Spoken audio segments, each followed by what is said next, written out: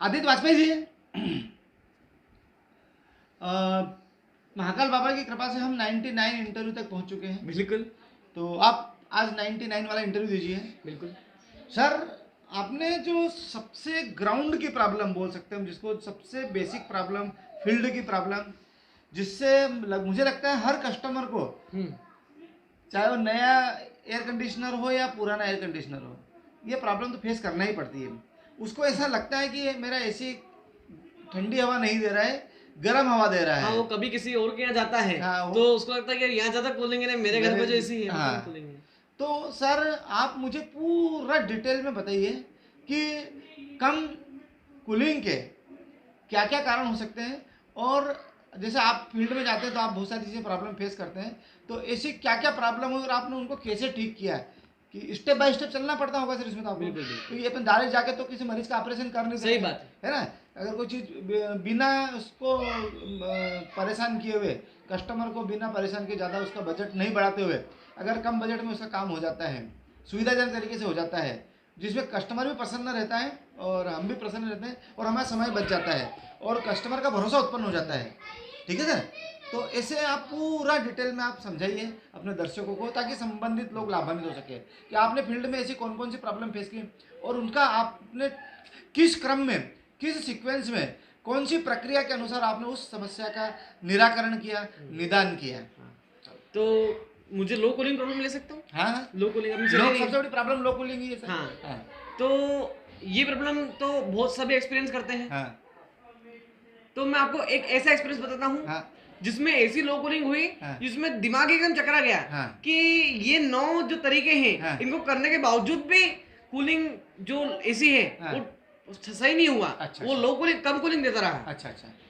तो क्या किए सर आपने? नो पहले क्या उपाय किए? नो तो बता दूंगा। हाँ। लेकिन साथ में ताकि आज कुछ नया भी सीखे। हाँ, 10वां भी बताएंगे। 10वां भी, ताकि जिससे ठीक हो गया मामला। ठीक है सर। तो वो चीज हुई थी। हाँ। कई सालों पहले। हाँ। एक वोल्टास का एसी आया था। ठीक है सर। वो बहुत पुराना था। हाँ। तो उसमें हाँ। उस कस्टमर ने बताया। हाँ। कि मेरा एसी लोग कम कूलिंग दे रहा है। हाँ, ठीक है। तो हमें लगा कि ठीक है, वो 9 तरीके पर अपनाएंगे, किसी ना किसी में तो ठीक हो ही जाएगा। हाँ। तो 9 तरीके हमने अपनाए। हाँ, जिसमें सबसे 9 तरीके हमने अपनाए, जिसमें सबसे पहले एसी के कंपैरिजन में जो कमरा था वो भी काफी बड़ा नहीं था। मतलब दूसरे में हमने देखा कि एसी जिस कमरे में लगा था उसमें कोई वेंटिलेशन नहीं था, कोई गैपिंग नहीं थी। दरवाजे और ग्राउंड के बीच की गैपिंग भी नहीं थी। या कोई ऐसा क्षेत्र भी नहीं था जहाँ से ठंडी हवा बाहर निकल जाए। ठीक है सर।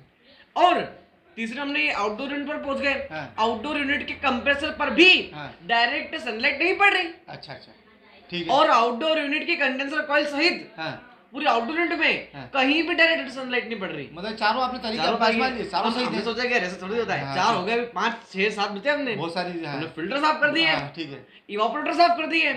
हमने देखा कि इंडोर यूनिट और आउटडोर यूनिट को जोड़ने वाली pipeline, discharge pipe, suction pipe, कोई बेंड नहीं उसमें, एकदम बेस्ट मामला था। और तीनों आप ये भी कर लिया आपने। हाँ। फिर आउटडोर यूनिट के क्लैम्प मीटर के द्वारा एम्पियर चेक भी किए। यानी क्लैम्प मीटर के द्वारा प्रदर्शित किए गए एम्पियर आउटडोर यूनिट के स्टिकर एम्पियर के बराबर थे। ठीक है सर।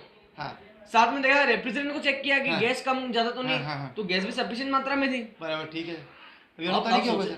9 तरीके कर लिए, सब चीज कर ली। फिर देखा कि एसी कम कूलिंग देना बंद नहीं कर रहा है। अब सोचा आप क्या करें। अब हमने सोचा कि इसको थोड़ा गहराई से ऑब्जर्व करना पड़ेगा। ठीक है। इसका मतलब इससे ज्यादा सिंपल सोल्यूशन है। अच्छा। अभी तक हमने वो लग रहा था कि यार ये अभी और सिंपल, लेकिन और सिंपल होगा इसका। सिंपल होगा। तो हमने सोचा एक काम करते हैं, इस एसी का कंप्रेसर भी चेक कर लेते हैं। अच्छा, ठीक है। हमने कंप्रेसर देखा तो कंप्रेसर में ये मालूम पड़ा कि कंप्रेसर 333 psig के प्रेशर से वेपर रेफ्रिजरेंट फेंक रहा था। अच्छा। जबकि एक सही कंप्रेसर 400 psig के प्रेशर से ज्यादा प्रेशर से वेपर रेफ्रिजरेंट को फेंकता है। यानी होना चाहिए 400, है 333। कम था। यानी उसकी कार्य क्षमता, क्योंकि वो पुराना हो गया था ना, इसलिए कम हो गई उसकी कार्य क्षमता। और साथ में जब हमने ऑब्जर्व किया तो ये चीज ऑब्जर्व की, पहले कंप्रेसर तो हमें लगा इसकी कार्य क्षमता कम हो गई, इससे ये रिजल्ट मिला। फिर देखा कि आउटडोर यूनिट पर जो लगे हैं सक्शन पाइप और डिस्चार्जिंग पाइप, सक्शन पाइप तो ठंडा होता ही है, इसलिए सक्शन पाइप ठंडा था।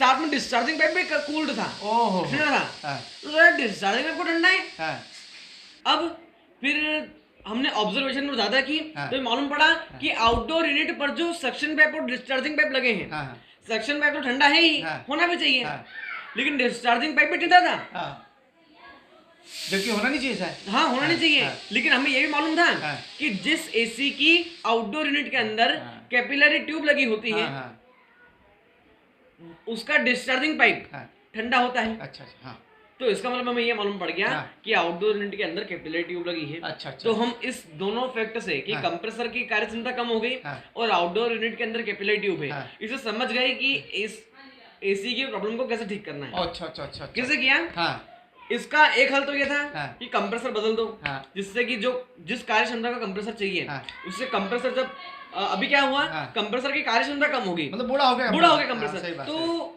अब वो जब रेफ्रिजरेंट को फेंकता हाँ। हाई प्रेशर हाई टेम्परेचर से, हाँ वो घुस जाता कैपिलरी ट्यूब में, हाँ। वेपर रेफ्रिजरेंट चला था कैपिलरी ट्यूब में। हाँ। अब कैपिलरी ट्यूब में इतना रेस्ट्रिक्शन मिलता, उसको हाँ। इतना रेस्ट्रिक्शन मिलता हाँ कि वो धीरे धीरे करते करते उसकी स्पीड स्लो हो जाती। ओहो पहले तो उसको कम कंप्रेसर से फेंक रहा है हाँ पहले तो। कंप्रेसर तो फेंक रहा है, हाँ। लेकिन उसकी जो स्पीड है पहले ही कम है, हाँ। और कैपिलरी ट्यूब से और कम हो गई, और रोक लिया फिर उसने। डिस्चार्जिंग पाइप से और कम हो गई, ओहो। तो बेचारा इवापोरेटर पहुंचे कैसे? ओहो बिल्कुल सही बात। विसर से अगर अटक रही थी बीच अटक में। रही थी, हाँ ठीक है।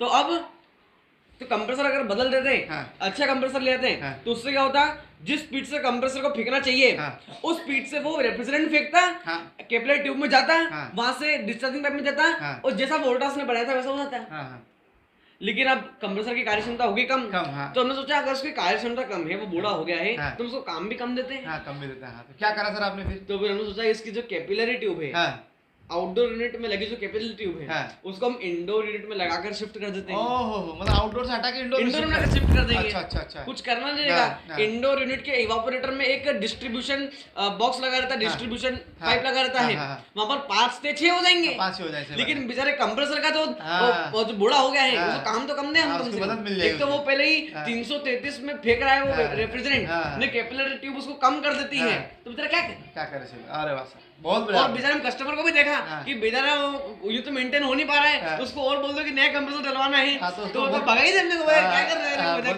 टेंशन में आ जाए, टेंशन में आ जाए, बड़ा खर्चा नहीं बड़ा बताया खर्चा, सर। एकदम उसको प्रेशर मत दो। हाँ हाँ आपने उसको मतलब सर वो सोचा कि उसका हाँ, खर्चा बचा दिया हाँ, कम हटे। तो बेटा दुखी हो जाएगी यार, अभी एसी इतना पुराना भी नहीं, उसको उसके लिए तो नया है ना एसी ना, हाँ सही बात है। इसलिए तो हाँ। मैंने सोचा कि इसका कंप्रेसर ना बदल के हाँ। हम इस कंप्रेसर को काम कम दे देते हैं, अच्छा, अच्छा। कि 333 प्रेशर में भले ही फेंक, हाँ लेकिन डायरेक्ट वो पहुंच जाएगा आपका डिस्चार्जिंग पाइप में। अच्छा अच्छा अच्छा हाँ। कंप्रेसर ने रेफ्रिजरेंट को हाई प्रेशर हाँ। हाई टेम्परेचर से हाँ। 333 psig में हाँ। रेफ्रिजरेंट फेंका, हाँ। वो सीधे पहुंच गया डिस्चार्जिंग पाइप में, ओहो। डिस्चार्जिंग पाइप से पहुंच गया फिर कैपिलरी ट्यूब में, हाँ। फिर कैपिलरी ट्यूब से पहुंच गया इवापोरेटर में, ओह। इवापोरेटर से सक्शन 9 द्वारा वापस कंप्रेसर में आ गया। ओह।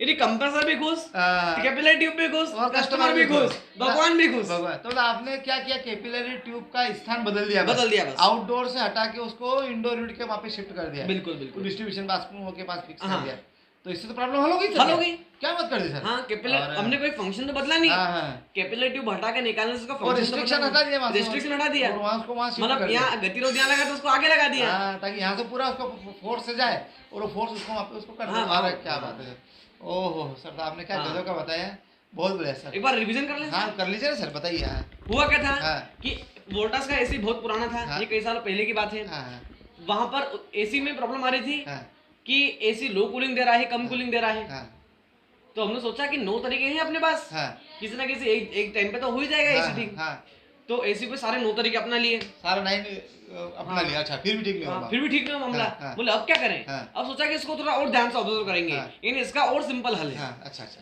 तो हमने क्या किया, सोचा कि इसका कंप्रेसर चेक करते हैं एक बार, आउटडोर यूनिट का हाँ। चेकिंग। हाँ। तो हमें मालूम पड़ा हाँ। कि उस कंप्रेसर हाँ। 333 psig के हाँ। प्रेशर से हाँ। वेपर रेफ्रिजरेंट को फेंक रहा था, ठीक है। जबकि हाँ। एक सही कंप्रेसर को हाँ 400 psig के प्रेशर से हाँ। और 400 psig के उससे ज्यादा के प्रेशर से हाँ। वेपर रेफ्रिजरेंट को फेंकना चाहिए, बिल्कुल ठीक है।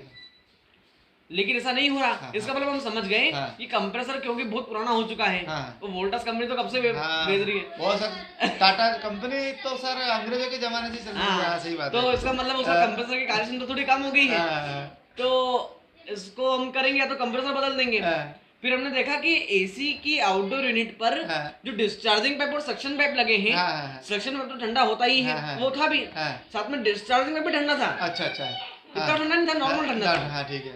जबकि डिस्चार्जिंग पाइप को गर्म होना चाहिए, क्योंकि उसके अंदर से हाई प्रेशर हाई टेम्परेचर का वेपर रेफ्रिजरेशन जाता है। लेकिन ऐसा इसलिए था क्योंकि हमें पता है जिस एसी की आउटडोर यूनिट के अंदर कैपिलरी ट्यूब लगी होती है, उस एसी के डिस्चार्जिंग पाइप ठंडा होता है। ओहो, ये रीजन था। तो हम समझ गए कि इस एसी की आउटडोर यूनिट के अंदर कैपिलरी ट्यूब लगी हुई है। ठीक है सर। और यही कैपिलरी ट्यूब बेचारे बूढ़े कंप्रेसर को वेपर रेफ्रिजरेशन फेंकने से रोक रही है।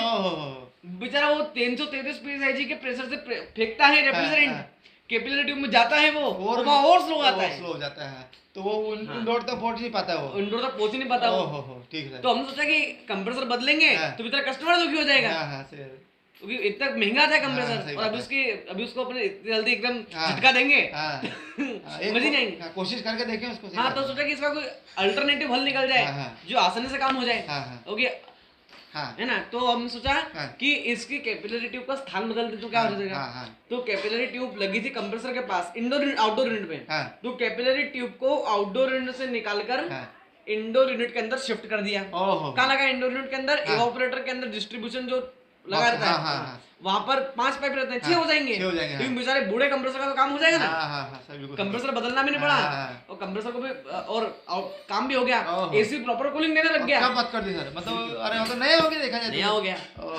तो सर आपने तो वाकई में बहुत अच्छा कस्टमर का फायदा किया सर। तो वो मजा आ गया सर। आपने ये तो सर बहुत बढ़िया चीज बताई है। अच्छा, तो जो संबंधित लोग हैं, जो टेक्नीशियन लोग हैं, उनको एक नई चीज, नया ट्रैक मिला है कि हमें कस्टमर की प्रॉब्लम को सॉल्व करना आना चाहिए। तो कूलिंग के आपने 10 तरीके हो गए, पहले 9 थे, अब 10 तरीके हो गए, तो मतलब 10 इलाज हो गए, 10 दवाई गोली हो गए, पर स्टेप बाय स्टेप देना चाहिए। ऐसा डायरेक्ट 10वीं गोली लगा दो, डायरेक्ट पाइप काट दे, या फिर डायरेक्ट कंप्रेसर को बदलने का बोल दे। पहले इलाज उससे ठीक ना, दूसरा इलाज उससे ठीक, तीसरा इलाज से स्टेप बाय स्टेप आपने 10वें इलाज, तो उससे सर्विसिंग में हाथों लगे हो जाती है। बहुत बढ़िया। तो आपने सीक्वेंस से सभी चीजें बताई सर, उसके लिए आपका बहुत बहुत धन्यवाद। महाकाल बाबा आपको बहुत तरक्की दे। जय माता दी, जय हिंद, जय भारत। जय माता दी, जय हिंद, जय भारत। तो अब अपन 100वें नंबर इंटरव्यू में मिलते हैं सर। बिल्कुल, हाँ 100वें नंबर आ रहे हैं, 100 आज सेंचुरी लगने वाली है सर आपके। ठीक है सर, महाकाल बाबा कृपा से आज सेंचुरी पूरी हो जाएगी। ठीक है सर, जय माता दी, जय माता दी।